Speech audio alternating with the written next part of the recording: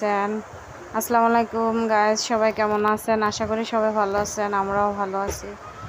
দেখুন, শাহজালাল মাজারের সেই ব্যবহৃত পুকুরের পানি, বড় হুজুর ব্যবহৃত পুকুরের পানি। দেখেন, এখানে একটা ছোট্ট ঘর করে রাখছে। ঘরের ভিতরে একটু পানি, দিঘির মতো দেখা যায়। দিঘির মতো নাকি সোনালী মাছ দেখা যায় ভেসে ওঠে। তো আমরা সোনালী মাছ দেখার উদ্দেশ্যেই গেছিলাম। তো আসলে সোনালী মাছ দেখতে পেয়েছি। এবং যারা টাকা মানত করে 10 টাকা 20 টাকা, যারা যার সামর্থ্য অনুযায়ী পারে টাকা দিয়ে আসে ওইখানে। আসলে ব্যবহৃত কূপের পানি শাহজালাল মাজারের। এটি সবাই শাহজালাল মাজারে গেলে সবাই এই দৃশ্যটা একটা আশ্চর্যজনক দৃশ্য, সবাই দেখার জন্য কৌতূহল হয়ে পড়ে, সবাই দেখতেছে।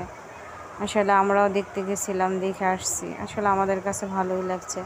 আল্লাহ মহান, রব্বুল আলামিন সব কিছুই পারে।